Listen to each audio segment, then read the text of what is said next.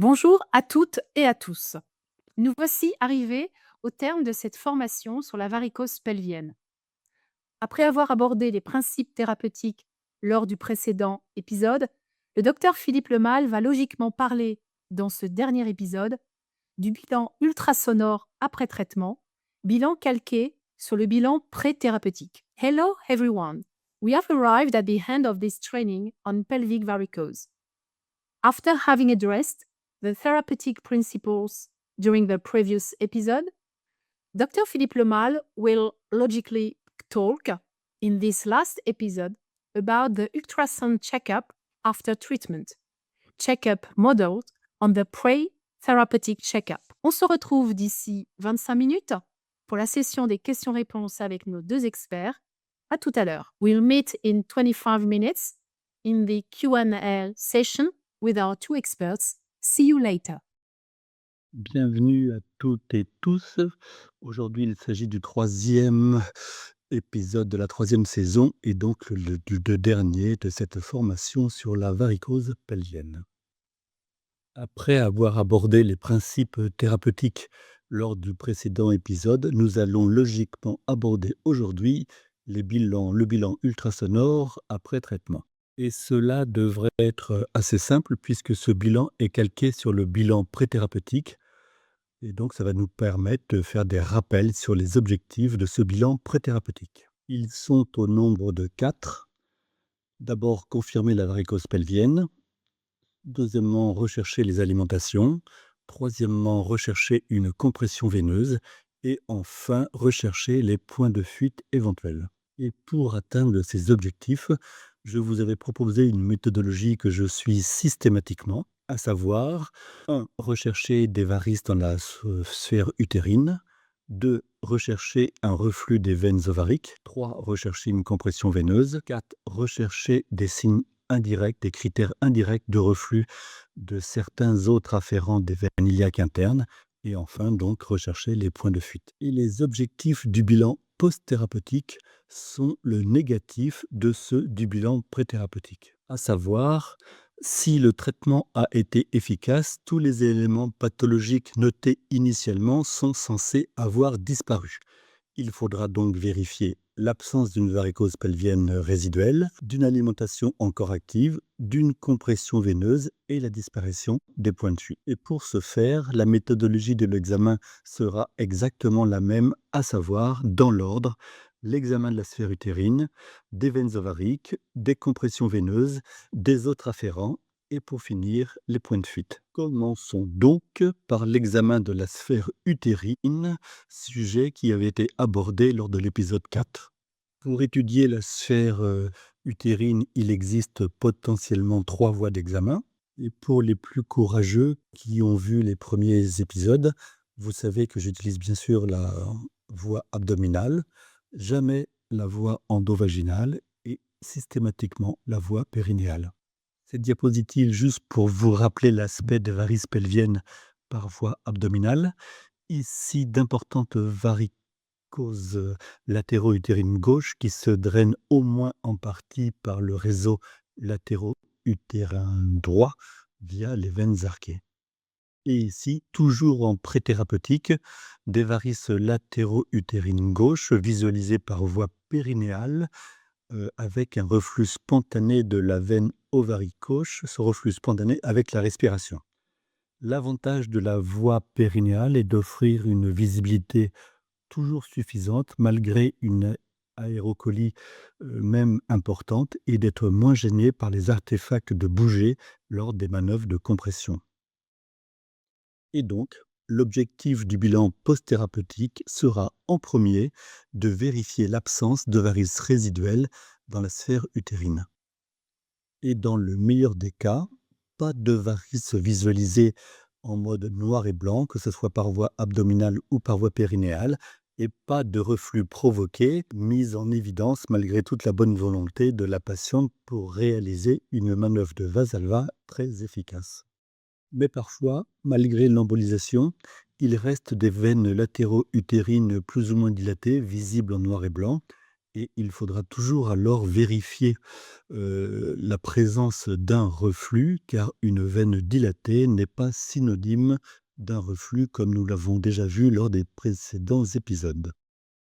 Autre exemple de varices résiduelles dans la sphère utérine qu'il est important de comprendre, c'est qu'il faudra toujours comparer avec le bilan préthérapeutique, car ces varices peuvent avoir nettement diminué de calibre et un reflux qui pouvait être spontané, devenu modéré ou n'apparaissant qu'en fin de manœuvre. Enfin et surtout, il faut tenir compte de la symptomatologie, car si la patiente qui était très gênée avant l'embolisation ne l'est plus, il ne faudra rien faire sur ces varices résiduelles. Deuxième étape de ce bilan pré ou post-thérapeutique, c'est étudier le statut des veines ovariques, et ce qui va nous permettre de faire un petit rappel sur comment rechercher un reflux des veines ovariques. Cette exploration des veines ovariques a été abordée dans l'épisode 5.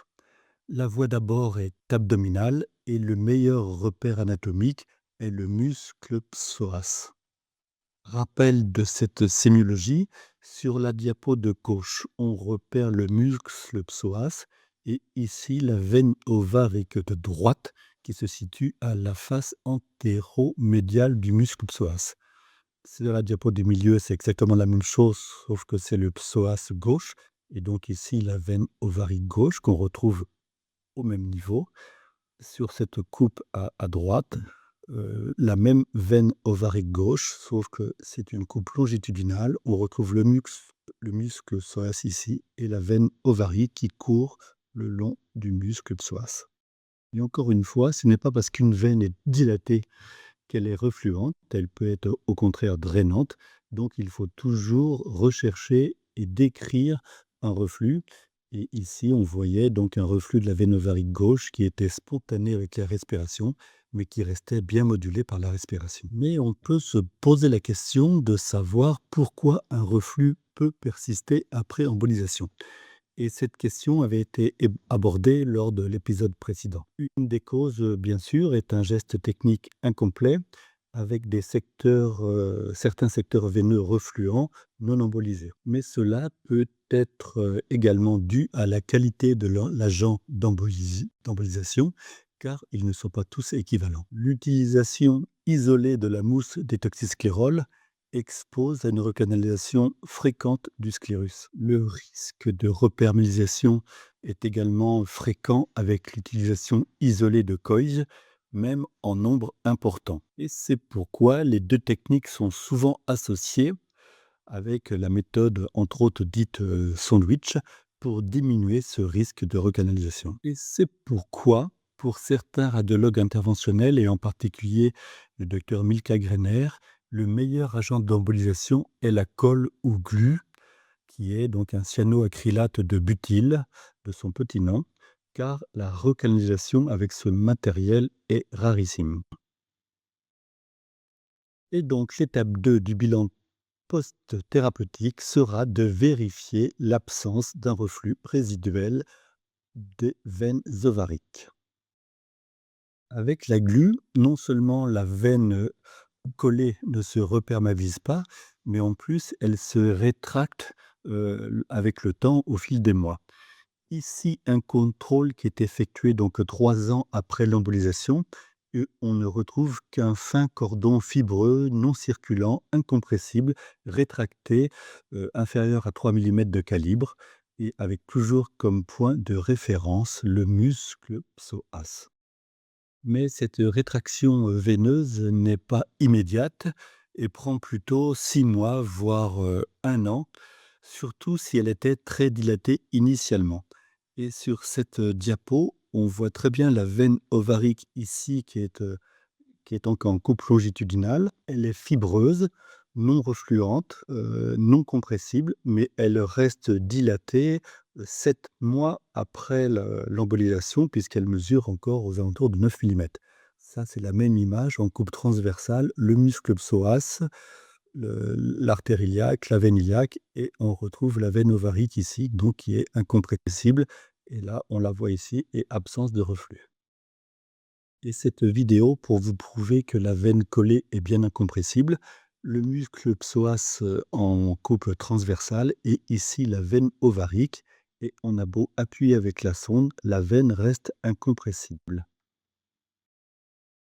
Et là encore, 9 mois après l'embolisation, une veine ovarique bien collée, une veine ovarique gauche, mais qui reste dilatée puisqu'elle fait encore donc 9 millimètres. Et donc cette veine ovarique gauche qui est ici est incompressible. Troisième étape de ce méthodologique de ce bilan post-thérapeutique, c'est donc de vérifier l'absence de compression veineuse résiduelle. Dans le contexte de varicose pelvienne, les 2 compressions les plus fréquentes sont la compression de la terminaison de la veine iliaque, commune gauche et celle de la veine rénale gauche. Pour la compression de la veine iliaque, la réponse thérapeutique est univoque et c'est le stenting. Et donc, le contrôle post-thérapeutique vérifiera la levée de la compression par un stent bien positionné, de calibre régulier, sans sténose intra-stent ou aux extrémités. La deuxième compression rencontrée dans la varicose pelvienne est la compression de la veine rénale gauche dans la pince aorto-mésentérique. Et actuellement, là encore, le stenting est proposé de première intention, plus ou moins associé à une transposition de l'artère mésentérique supérieure, si besoin. Ici, stenting isolé de la veine rénale gauche au niveau de la pince aorto-mésentérique. Ici, l'aorte, l'artère mésentérique, la veine rénale, la veine iliaque, la veine cave, pardon, la veine cave inférieure. Et il faudra donc vérifier le bon positionnement du stenting qui doit déborder largement en amont et en aval de la pince aorto-mésentérique.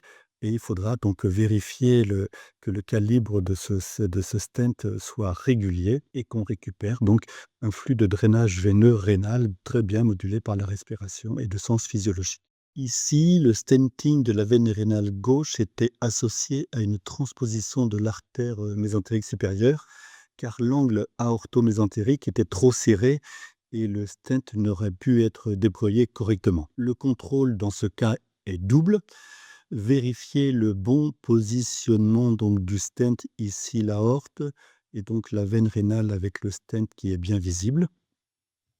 Il faut vérifier là encore le calibre régulier, l'absence de sténose et que les stents, parce que souvent il y en a 2, débordent largement en amont et en aval de la pince aorto-mésentérique.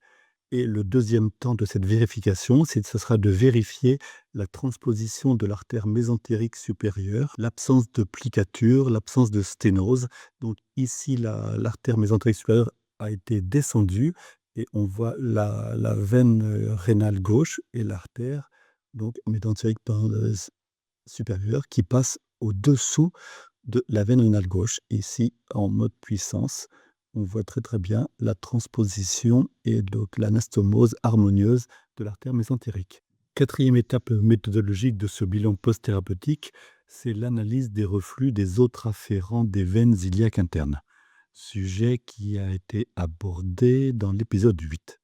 Il faut se rappeler que le bilan ultrasonore ne peut pas établir une cartographie exhaustive des reflux, mais il existe quand même 2 territoires que nous pouvons explorer. La région du canal anal est très facile d'accès par voie périnéale et un reflux dans ce territoire peut être un critère en faveur d'un reflux des veines rectales moyennes et ou inférieures. L'anus a toujours cette sémiologie échographique en noir et blanc et la manœuvre de Valsalva donc peut générer dans cette région un reflux comme on le voit ici. Et encore une fois, un reflux de cette région peut être le critère indirect d'un reflux des veines rectales moyennes et ou inférieures. Et donc, si lors du bilan préthérapeutique, un tel reflux existait, il faudra vérifier lors du bilan post-thérapeutique la disparition de celui-ci. Et le second territoire facile à explorer est la zone du nerf sciatique. Je ne reviens pas sur la varicose du nerf sciatique qui a été largement abordée dans l'épisode 8, mais il faut se rappeler que le drainage veineux de la région du nerf sciatique est assuré par les afférences profondes de la veine glutéale inférieure et que par conséquent, une varicose du nerf sciatique peut être un critère indirect du reflux de la veine glutéale inférieure. Sur la diapo de gauche, le reflux est très bien visualisé dans la structure fibrillaire située en arrière de la veine popitée et qui correspond à une coupe longitudinale du nerf sciatique. Et à droite, en descendant la coupe au niveau de la division nerveuse, le reflux se prolonge vers les veines de la gaine du nerf tibial en dedans et du nerf fibulaire commun en dehors. Et enfin, la dernière étape méthodologique de ce bilan post-thérapeutique, ce sera la vérification de l'absence de points de fuite résiduels. Les points de fuite d'origine pelvienne intéressent beaucoup les médecins vasculaires car c'est eux qui transmettent le reflux de l'étage pelvien vers les membres inférieurs et donc peuvent alimenter par ce biais des varices des membres inférieurs. Et les 2 points de fuite superficiels systématisés les plus impliqués sont le point de fuite périnéal et le point de fuite inguinal. La sémiologie ultrasonore, du point périnéal en particulier a été largement abordée dans l'épisode 7. Juste un rappel, le point P se situe aux 3/4 postérieur de la vulve, en regard du canal d'Alcock et s'explore par voie périnéale en décubitus et ou en orthostatisme. Et dans ce cas de contrôle ultrasonore après embolisation, malgré une manœuvre de Valsalva très efficace, aucun reflux provoqué mis en évidence en regard du canal d'Alcock. À l'inverse, patiente de 32 ans qui avait, avant la procédure d'embolisation, une symptomatologie dominée par une dyspareunie et un œdème vulvaire gauche post-coïtal et lors de l'orthostatisme prolongé. Elle avait bénéficié donc d'une embolisation et devant la réapparition d'une symptomatologie vulvaire, un nouveau bilan pelvien a été demandé, effectué donc en octobre 2025, soit un an après l'épisode d'embolisation. Et effectivement, il existe 2 points de fuite périnéaux résiduels qui sont cohérents avec la symptomatologie décrite. Autre cas d'une patiente, toujours de 32 ans en 2023, soit l'année d'où elle a bénéficié d'une embolisation de varices pelviennes. Alors, je n'ai pas toujours accès au compte-rendu d'embolisation et je ne sais pas toujours quels secteurs ont été embolisés. Toujours est-il qu'en mars 2025, réapparition d'une symptomatologie assez similaire à ce qui existait avant la procédure, à savoir des douleurs pelviennes cycliques gauche et post-coïtales, plus des douleurs vulvaires gauche avec une irradiation dans le membre inférieur gauche. Elle a bénéficié au mois d'août 2025 d'une IRM pelvienne qui montrait effectivement l'existence de varices pelviennes résiduelles importantes, plus des lésions d'endométriose profondes au niveau du torus et du ligament utérosacré. Et le bilan ultrasonore retrouve un point de fuite périnéal gauche de 3,5 mm. Mais là encore, lorsqu'un point de fuite résiduel ne s'accompagne pas de symptomatologie, il ne faut pas, à mon sens, le traiter. La question d'une reprise thérapeutique peut se poser lorsque la symptomatologie décrite est cohérente avec la localisation de ce point de fuite. Et le deuxième point de fuite le plus important en termes de fréquence est le point inguinal qui se recherche, comme son nom l'indique, en regard de l'orifice externe du canal inguinal. Sa sémiologie est univoque, elle a déjà été traitée dans l'épisode 7, je ne reviens pas dessus. Ici, il s'agit d'un point inguinal gauche largement refluent et le principe donc du bilan post-thérapeutique sera toujours le même.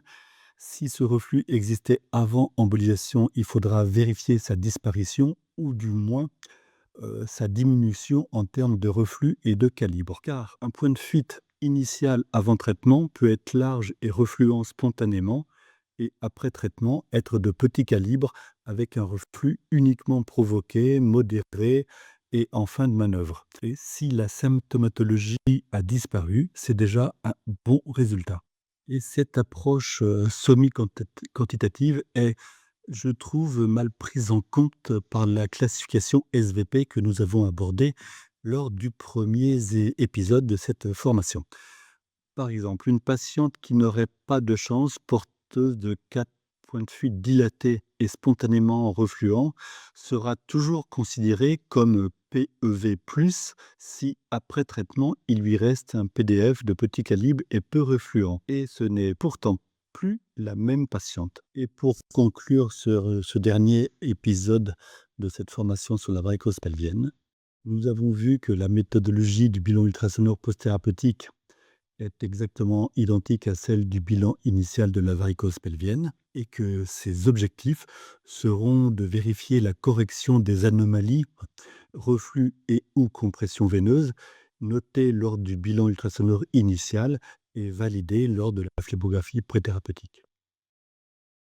La notion la plus importante à retenir est pour moi le fait qu'il ne faut pas intervenir sur un reflux résiduel qui ne serait pas symptomatique à l'étage pelvien et ou des membres inférieurs, mais que, inversement, la réapparition d'une symptomatologie pelvienne, vulvaire, évocatrice doit faire pratiquer un bilan ultrasonore à la recherche de reflux pouvant justifier, pas systématiquement, mais pouvant justifier une reprise thérapeutique. Ainsi se termine cette formation sur la varicose pelvienne de la femme.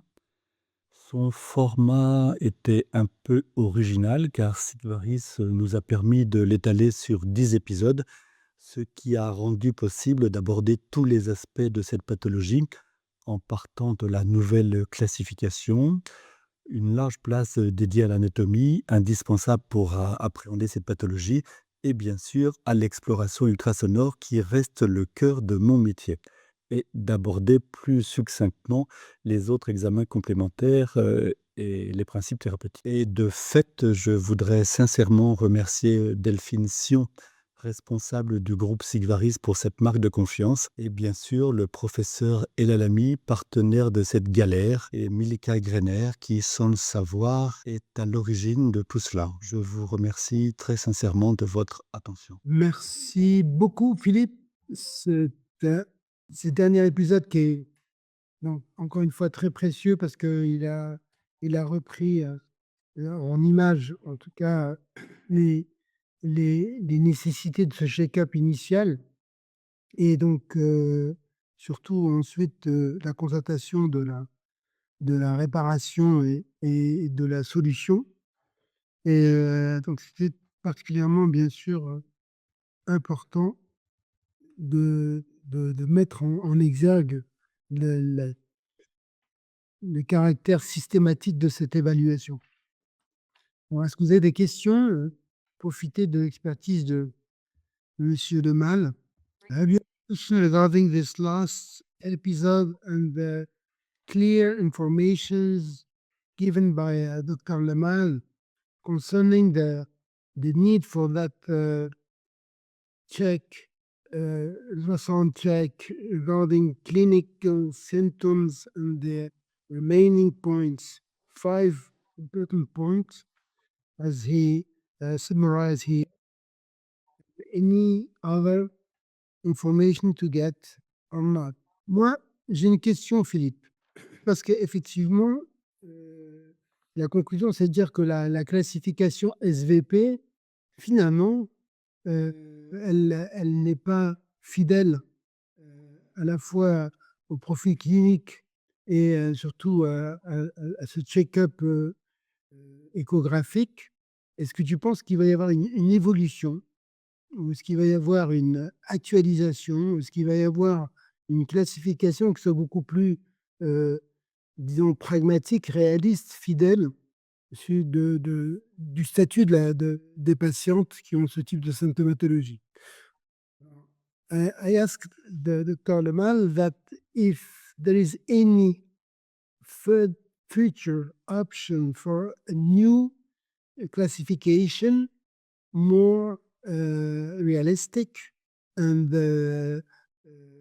able to identify the real status of the patients, which is not the case now regarding the clinical symptoms and the diagnosis of ultrasound check.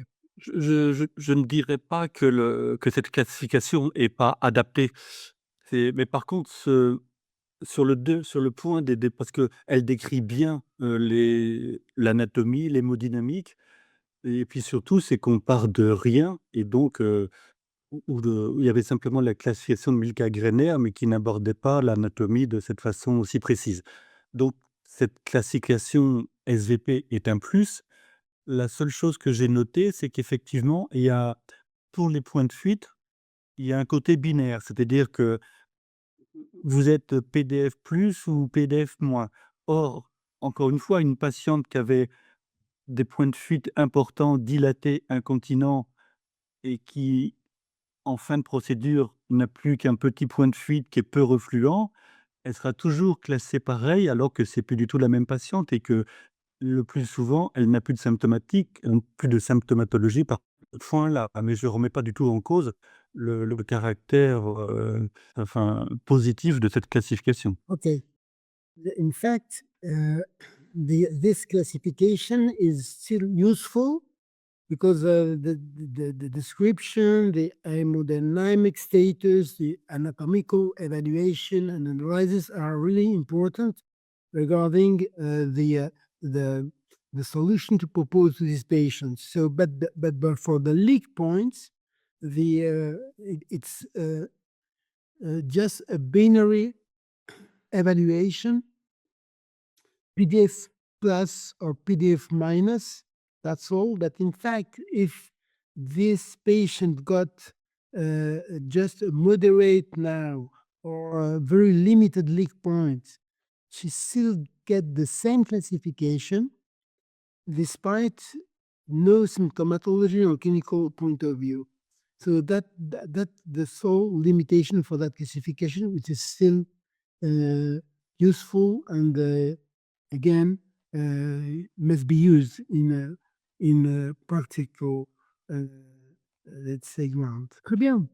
Bah écoute, donc je pense que c'était encore une fois lumineux. Moi aussi, je tiens à remercier bien sûr donc Delphine Sion qui a, qui a su simuler, monter et effectivement proposer cette série de cours qui sont encore une fois d'une grande utilité pour bien sûr des spécialistes qui souhaitent avoir donc des compléments d'information très pratico-pratiques. Et donc, je pense que grâce, encore une fois, à la grande expérience donc, de Philippe Lemal, on a pu comprendre toutes les difficultés, les subtilités de cette analyse. Et donc, encore une fois, moi qui suis un homme de l'infiniment petit, j'ai compris que le contenant était important et que son analyse était primordiale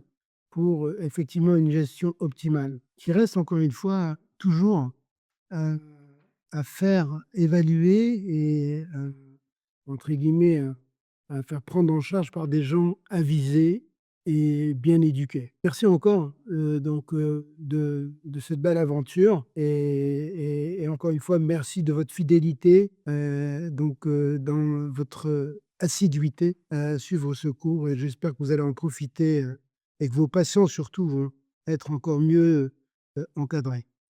Alors, bonne continuation à tous et je donne la parole donc à Delphine et merci Philippe en tout cas de cette dualité encore une fois très enrichissante. Merci à toi. Monsieur Lalamy, peut-être que vous pouvez, comment dire, traduire ce que vous venez de dire? De le dire en anglais? Je sais plus ce que j'ai dit moi maintenant. Alors, I just would like again to